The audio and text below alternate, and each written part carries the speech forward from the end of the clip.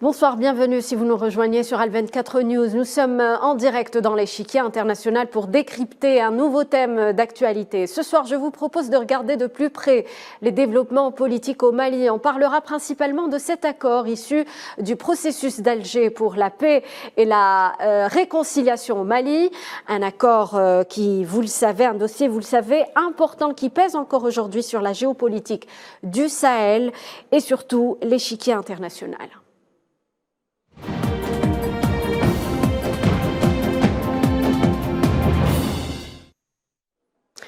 Et depuis sa signature en 2015 par les différentes parties au Mali, gouvernement, coordination des mouvements de l'Azawad et ce qu'on appelait à l'époque plateforme des mouvements du 14 juin 2014, la concrétisation de l'accord d'Alger pour la paix et la réconciliation peine à voir le jour, un retard qui met le pays plus que jamais face au risque d'un retour à la case départ. Il y va de la stabilité de tout un pays, le Mali, voire de toute la région Sahel. Une chose est sûre, l'Algérie ne lâchera pas le Mali. C'est en tout cas le message clair que lancent à chaque occasion les plus hautes autorités du pays, à leur tête le président Abdelmadjid Tebboune. L'Algérie, qui rappelons-le, s'érige en chef de file de la médiation internationale, du suivi de l'application de cet accord. On va dans ce numéro débattre sur l'importance de cet instrument, sur les enjeux de la réconciliation au Mali et bien entendu de l'appui de l'Algérie dans ce sens avec mes invités. Noam Togo avec nous depuis Bamako. Bonsoir. Bonsoir, comment allez-vous? Très bien, vous êtes président du parti L'Union pour la sauvegarde de la République et Hassan Qassimi, analyste expert en géopolitique, est avec nous en ligne. Bonsoir Monsieur Qassimi.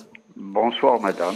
Alors on va peut-être dans un premier temps faire le point sur l'accord d'Alger. Cela fait, on l'a dit, plusieurs années maintenant que la mise en œuvre donc de cet accord est au point mort. Toutes ces années, tout le monde le sait, il existe de profondes divisions entre les différentes parties dans la concrétisation de cet accord. Noam Togo, je commencerai avec vous. Qu'est-ce qui manque? Quels sont les ingrédients qui manquent selon vous pour réactiver cet accord? Vous savez, dès au départ, ce qui a manqué à l'accord, c'est qu'il n'y avait pas beaucoup de confiance entre les partenaires. Oui. C'est vrai que l'accord a été signé dans des conditions très difficiles, comme vous le savez. L'accord a été signé, le Mali se trouvait dans une situation très affaiblie après ce combat. L'accord a été signé, il y a eu des discussions, les partenaires, tout le monde s'est mis ensemble pour qu'on puisse avoir la paix.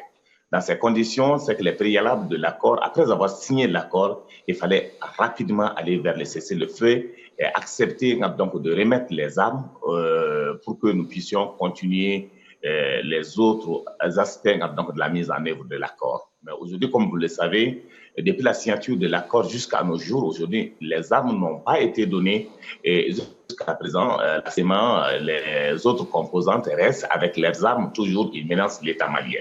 Oui. L'autre aspect de la chose, on avait demandé le cantonnement des uns et les autres. Au départ, les structures des Nations Unies nous ont aidés à construire 2 ou 3 camps. Après, donc, ils n'ont plus continué avec le revirement politique. Donc, ça a amené d'autres situations que nous n'avons pas pu maîtriser. Aujourd'hui, le nombre, on a demandé à la CEMA d'amener exactement le nombre des combattants qu'ils ont pour que nous puissions les insérer dans l'armée nationale et au niveau de la douane et dans d'autres secteurs. Et ceux qui veulent se démobiliser pour qu'on puisse mettre un peu de moyens à leur disposition pour les démobiliser. Et dans ce contrat, c'est que normalement, l'armée malienne, la CEMA, tout le monde allait se donner la main pour continuer à sécuriser le nord du Mali et faire des patrouilles ensemble. À ce stade de la chose, comme vous le savez, la situation carrément a pris d'autres tournures parce que la CEMA a même des problèmes au niveau sécuritaire à Gao, à Tombouctou et à Ménaka parce qu'à Ménaka, aujourd'hui,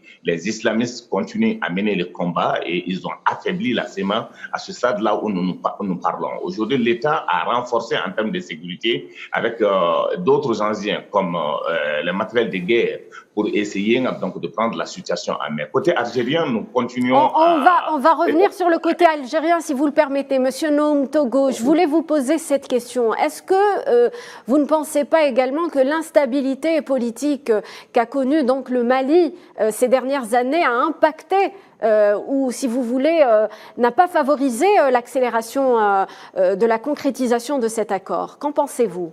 Vous savez que depuis que Ibeka a signé l'accord, le président Ibrahim Boubacar Keïta, nous sommes restés plus de 4 ans sans que ça bouge dans la République du Mali. Oui. Ça nous fait aujourd'hui, nous sommes plus de 7 ans, l'accord a été signé, mais nous sentons qu'il n'y a pas de confiance entre l'État et la CEMA, ce qui fait que la situation n'arrive pas à bouger comme tant souhaité par le peuple malien. Comme je vous ai dit dès au départ, tant qu'on ne remet pas les armes, tant qu'on ne remet pas les matériels de guerre, il est difficile qu'on fasse le cantonnement, il est difficile que la sécurité et la paix règnent au nord du Mali. Mais jusqu'à présent, c'est qu'ils refusent de remettre les matériels de guerre. Très bien. Donc l'équation malienne, on l'a compris, et on le sent d'ailleurs, devient plus complexe. En tout cas, je suppose que vous partagez mon avis, Hassan Qassimi. On l'a dit, donc le pays se retrouve face au risque du retour à la case départ en raison du retard de l'application de l'accord. Il y a sans doute, je suppose, des raisons derrière. Vous savez, au sujet de l'accord d'Alger, la problématique n'est pas de se poser la question s'il y a retard ou pas. La véritable question à se poser, le problème de fond que nous devons absolument examiner, c'est que pour aller vers un processus de paix, il faudrait qu'il y ait absolument un environnement adéquat et qu'il y ait une volonté politique de part et d'autre de tous les acteurs qui sont sur le terrain. Et là, vous devez savoir que depuis 2005, le Mali, malheureusement, est tombé dans une situation d'insécurité qui a pris de l'ampleur et où les groupes armés se sont tombés du ciel, se sont un peu développés. Vous parlez de 2015 2015 Oui, depuis 2015, oui. Et là, vous devez savoir que le plus important, c'est d'arriver à une volonté politique de part et d'autre, aussi bien au nord du Mali à Bamako, d'arriver à une volonté ferme pour pouvoir mettre en œuvre l'accord d'Alger. Bon, l'accord d'Alger, sur le plan technique, la feuille de route, elle est connue, mais il faut le dire, il y a certaines interférences étrangères, aussi bien à Bamako qu'au nord du Mali, au niveau de la coordination du mouvement de l'Azawad. Il y a certaines parties qui essayent de nous ramener à la case de départ. Mais si on essaye de voir un peu ce qui s'est passé dernièrement, vous devez savoir que les représentants signataires de l'accord d'Alger se sont déplacés ici, en Algérie. Ils ont été reçus par le président de la République et ils ont affirmé leur volonté de vouloir mettre en œuvre cet accord et de vouloir aller rapidement vers les objectifs les plus importants, à savoir mettre en œuvre rapidement la reconstitution de l'armée, l'intégration des combattants, et ensuite aller vers d'autres objectifs plus importants, à savoir, vous devez savoir aussi que la loi organique électorale a été promulguée et que prochainement, le mois de mars prochain, il y aura le projet de constitution qui sera soumis au vote des électeurs maliens. Et là, il y a quand même, c'est important de le dire et de le souligner, quelles que soient les observations que nous pouvons faire à ce sujet. Il y a un retour, même s'il est timide, mais il y a un retour solide vers le processus constitutionnel et républicain. Et le retour du Mali vers le processus républicain et constitutionnel dérange et menace certains intérêts. Justement, vous parlez, Monsieur Qassimi, d'interférences étrangères dans ce dossier. Quel impact ont justement ces interférences? Vous savez, il y a une volonté manifeste. Et là, on va appeler un chat, c'est un peu les réseaux de la France-Afrique qui sont en train d'activer de manière très forte, en mobilisant beaucoup de moyens, une logistique très importante, pour essayer de court-circuiter le retour du Mali vers un processus républicain et constitutionnel. Et là, vous savez, quand le Mali revient vers un processus républicain et constitutionnel avec des autorités politiques légitimes, croyez-moi que les interférences étrangères ne seront plus comme avant. Et là, avec cette volonté que nous avons vue actuellement de redresser le Mali, vous devez savoir que la situation en si peu de temps n'est pas aussi mauvaise qu'on est en train de l'entendre et de le voir sur certaines télévisions françaises qui sont en train de prédire le pire au Mali et de donner des chiffres effarants concernant ce pays et nous annonçant bientôt l'effondrement du Mali. Ce n'est pas vrai, c'est faux. Sur le plan économique, les voyants ne sont pas au rouge, il y a une situation qui s'améliore sur le plan économique. C'est un pays qui dispose de cadres très compétents et d'une classe politique très mûre et très consciente qui est en mesure de mener le pays à bon port. Et croyez-moi qu'avec la transition, on a vu quelques chiffres qui ont été publiés dernièrement par le ministre des Finances malien. Oui. Ils sont arrivés, les nouvelles autorités ont réussi d'abord à honorer tous les engagements financiers du pays, à payer une bonne partie de la dette du Mali, oui. de maintenir une croissance assez importante et assez bonne, à plus de 3,5%, un taux de chômage également qui est légèrement plus ou moins élevé au niveau des villes, mais pas à deux chiffres, hein. Un taux de chômage à 8-9% et au niveau des zones rurales, le chômage est presque insignifiant. Donc alors, la situation économique du Mali n'est pas aussi dégradante qu'on est en train de le voir dans certains plateaux de télévision français qui n'arrêtent pas de prédire le pire à ce au pays. Mali, en parlant... Oui, c'est bon, le message est passé. Monsieur Hassan Qassimi, pour avancer, donc en parlant justement des efforts entrepris par le gouvernement malien, j'aimerais revenir sur l'enjeu important derrière, l'enjeu de taille derrière la concrétisation de cet accord d'Alger, c'est faire prévaloir une véritable réconciliation. Monsieur Loum Togo, justement à ce propos, le président de la transition, Assimi Goïta, avait dans l'un de ses discours appelé le peuple malien un sursaut national pour la refondation de l'État. Est-ce que cela est valable aussi, selon vous, pour l'accord d'Alger, pour la réconciliation et la paix au Mali? Pour nous, l'accord d'Alger, d'abord, le problème, c'est que nous sommes maliens, nous sommes indivisibles. Je pense que le président parle au nom du peuple malien, parce que la différence, depuis quelques années, c'est que les autorités ont pris la mesure. Ils savent que le Malien est derrière eux. Et aujourd'hui, les obligations, c'est de faire en sorte de prendre les préoccupations du peuple malien en charge. Aujourd'hui, nous sommes dans des situations effectivement très difficiles avec l'insécurité. Oui. Avec ce problème du Nord qui est arrivé jusqu'au niveau du centre du Mali et qui, donc, compte tenu de la situation, s'est aggravé. Mais dans ces derniers temps, la priorité pour nous, le peuple malien, c'est le bien-être du peuple malien et c'est de créer les conditions pour que nous puissions aller à l'école. Si nous parlons aujourd'hui du problème du Nord, c'est qu'il n'y a plus d'écoles. Les écoles sont fermées. Oui, depuis plusieurs années. Oui. Donc les écoles sont fermées, au centre aussi les écoles sont fermées. Pour nous, la priorité, c'est de faire en sorte que nous puissions réouvrir les écoles et que les responsables aujourd'hui de la CEMA, tous ceux qui sont engagés dans les accords, doivent travailler pour qu'on puisse aller vers l'ouverture des écoles dans ces localités-là et que la santé soit une priorité pour eux, les va-et-vient, pour que les matériels, les déplacements, les personnes soient sécurisées. Comme vous le savez, eux, peut-être ils auront la chance, d'autres auront la chance d'envoyer les enfants à l'école à Bamako, d'autres à l'extérieur, mais il nous faut aujourd'hui travailler pour que les enfants qui n'ont pas les moyens, les parents qui n'ont pas les moyens puissent aller à l'école et pour qu'on puisse les soigner aussi à l'intérieur. C'est ça la priorité du peuple malien. Oui, donc l'enjeu est de rétablir la sécurité dans cette région. Monsieur. C'est très clair. Parce que vous savez, aujourd'hui, c'est qu'on présente le Mali comme si le Mali est en train de s'effondrer. Je dis aujourd'hui, nous maintenons la situation. Nous sommes aujourd'hui organisés et l'armée malienne, nous savons que nous montons en puissance. Tout le monde le sait.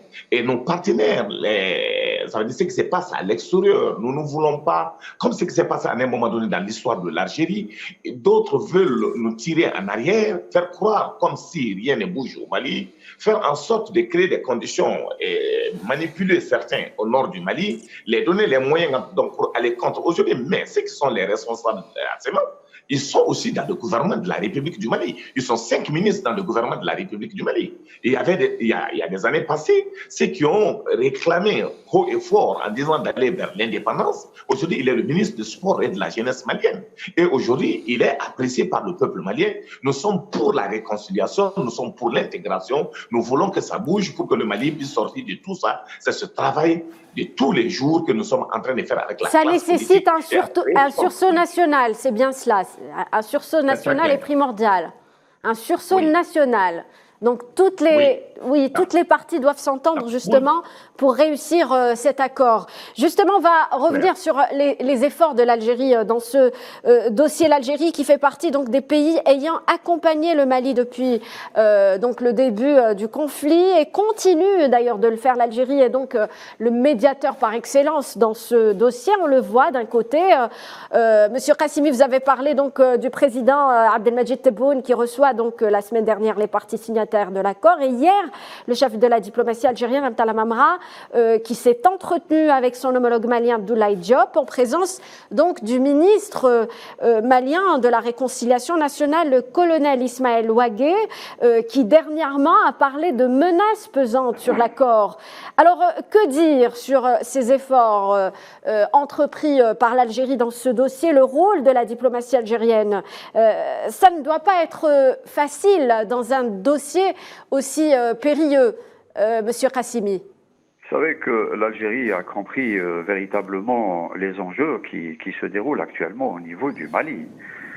Et là, sur le plan à deux niveaux. Sur le plan sécuritaire, vous devez savoir que les forces armées maliennes, avec la nouvelle autorité de transition, ont obtenu de très et d'excellents résultats en matière de lutte contre les groupes armés et terroristes au nord. Alors, vous devez savoir aussi que le champ de nuisance des groupes armés terroristes est en train de se réduire au nord du Mali, bien qu'il y a encore une logistique très importante djihadiste, terroriste, qui a été bien sûr armée, formée, financée, et qui intervient bien sûr sur la base d'un schéma d'intervention opérationnelle devant absolument affaiblir le pouvoir de transition au Mali. Maintenant, le deuxième point le plus important, après avoir présenté celui qui est en relation avec la sécurité et l'intégrité du Mali, le deuxième point, c'est le développement. Il y a absolument urgence, et ça a été inscrit en lettres d'or dans l'accord d'Alger, c'est de réduire les inégalités entre le Nord et le Sud. Et là, le Nord est bien sûr et le centre et le Sud, et il y a des déséquilibres de développement très très importants. Je viens d'entendre notre cher ami parler d'absence d'infrastructures très très. L'Algérie qui est d'ailleurs investie, Monsieur Qassimi. Et là, l'Algérie, vous devez savoir que l'Algérie a annoncé dernièrement de mettre à la disposition de l'agence de coopération algérienne un montant d'1 milliard de dollars. Et nous avons également entendu notre président de la République, Abdelmadjid Tebboune, de financer un certain nombre de projets au nord du Mali, ou même au nord du Niger, qui auront une incidence directe sur la qualité de la vie de la population, dans le domaine de la santé, de l'éducation, des infrastructures. Et là, vous savez, ce sont ces projets qui vont permettre d'améliorer le bien-être et les conditions de vie des populations. Et là, moi, je pense que le plus important, c'est d'avancer. Et croyez-moi qu'après les élections d'une nouvelle Assemblée, après les élections présidentielles, croyez-moi, que le processus de paix d'Alger avancera plus rapidement et connaîtra des évolutions positives très importantes. Alors l'Algérie investit pour la réouverture des écoles, pour accompagner le Mali dans des projets de développement dans le nord et dans le centre du Mali. Monsieur Noum Togo, donc que pensez-vous de cette mission algérienne de médiation, l'Algérie, chef de file de la médiation internationale? Est-ce que c'est une mission, on peut le dire, difficile, mais tellement nécessaire? Vous savez, nous avons d'excellentes relations avec l'Algérie. Ça n'a pas commencé maintenant. Depuis la libération de l'Algérie, dans les années 1960, nous sommes battus toujours pour aider l'Algérie. Au retour, l'Algérie a été des amis précieux. Donc, nous croyons à la sincérité et tout ce que l'Algérie est en train de faire pour d'abord se battre pour que le pays ne soit pas divisé. Donc, nous le croyons de façon très ferme. C'est pour cela que vous avez remarqué au niveau de la diplomatie, il n'y a pas beaucoup de quiproquos. Nous échangeons, nous discutons. Les présidents communiquent entre eux. Le ministre des Affaires étrangères se déplace algérien au Mali. Nous, on se déplace pour essayer de discuter avec eux. Nous avons des coups de téléphone. Nous échangeons avec eux, mais nous avons toujours les informations que nous avons, nous apportons. L'Algérie qui se pose également au milieu, il faut le souligner, Monsieur Nontogo, elle est entre donc les signataires de l'accord d'Alger et avec le gouvernement également, le gouvernement malien. Oui, nous croyons, c'est pour ça que je dis qu'on croit à la sincérité de l'Algérie pour nous aider à faire sortir de tout ça. Parce que vous savez, s'il y a des difficultés, souvent l'Algérie, tout récemment, l'Algérie les a invités pour discuter avec eux, franchement, donc tout ce qui s'est passé, nous avons été informés de tout, pour le rapport a été envoyé, il y a eu des discussions franches, donc ce qui s'est passé, nous avons aussi dit à nos amis de la CEMA que le tout doit se faire, il faut qu'ils comprennent que c'est au Mali que ça sera discuté, l'Algérie doit nous apporter leur appui, mais il faut qu'eux-mêmes qu'ils soient sincères. Il faut forcément que les deux partenaires, que ce soit la CEMA, vous ne pouvez pas être dans le gouvernement et ne pas se donner la main pour travailler. Vous avez des responsabilités au niveau de l'État et vous avez 5 ministres dans le gouvernement, vous avez des pouvoirs de responsabilité, alors normalement, vous devrez vous battre pour faire sortir le pays dans cette situation difficile. Donc, c'est pour cela que nous disons que côté algérien, la diplomatie continue à travailler et nous croyons à la sincérité de l'Algérie et nous disons encore une fois de plus, nous comptons sur eux parce qu'ils savent ce qui se passe côté, je ne vais pas citer, je ne vais pas pointer du doigt l'autre partenaire que vous le savez, je ne souhaite pas dire son nom. Nous avons les mêmes problèmes avec l'Algérie tout récemment. Avec ce qui s'est passé avec l'Algérie. L'Algérie était obligée de jouer un peu sur la diplomatie pour gérer ce problème-là. Oui. Donc, ces partenaires... Vous parlez des dernières déclarations du ministre de l'Intérieur, M. Nontogo. Alors, pour nous sommes sereins, nous travaillons main dans la main pour sauver. Parce qu'en son temps, nous l'avons dit, ce qui s'est passé avec la destruction de la Libye, c'est les conséquences néfastes qui a amené tout ça au nord du Mali. Et le Sahel a eu des problèmes aujourd'hui. La bande sahalo-sahélienne a eu des problèmes. C'est dû à la mauvaise gestion aujourd'hui de l'OTAN, de ce qui s'est passé en Libye. Oui. Et donc, ce qui s'est passé dans cette zone qui ont amené donc, de façon très grave la détérioration de l'aspect insécurité au nord du Mali. Nous pensons aujourd'hui qu'avec nos partenaires sûrs comme l'Algérie, nous pouvons sortir de cette situation si Dieu le veut bien. Très bien, il est donc urgent d'en finir avec ce conflit au Mali et donc concrétiser l'accord sur la paix et la réconciliation au Mali. Monsieur Qassimi et Nontogo vient de le souligner. Donc, instaurer la paix au Mali, c'est garantir aussi la sécurité dans toute la région du Sahel. Vous savez qu'au Mali, sans l'accord d'Alger, il n'y aura pas de paix, vous devez le savoir. Et que l'accord de paix, c'est lui qui garantit l'unité et l'indivisibilité de ce pays. Et là, l'Algérie est en train de travailler très fort en mobilisant beaucoup de moyens, vous le devez savoir, matériels et financiers. Et surtout, sur un aspect très important, c'est de mettre en place des passerelles entre la coordination du mouvement des Azawad, et vous savez que c'est des mouvements qui sont malheureusement avec le temps atomisés, où il devient difficile de mettre en place des processus de coordination. Mais toujours est-il qu'il y a des leaders, qu'il y a un directoire avec qui il faut absolument mettre en place des passerelles avec Bamako de coordination, de concertation, et de ne pas laisser des interférences nocives intervenir dans la déstabilisation du Mali. Je vais vous dire une chose, que si les forces Barkhane françaises ont quitté le Mali, mais il y a encore des sous-traitants qui sont encore là, elles se sont redéployées dans la région, et là on a vu ces derniers temps des généraux français se déplacer aux frontières du Mali, et là on doute et on se demande que se passe-t-il et que prépare-t-il pour le Mali, et là, on s'attend bien sûr à un regain d'activité des groupes armés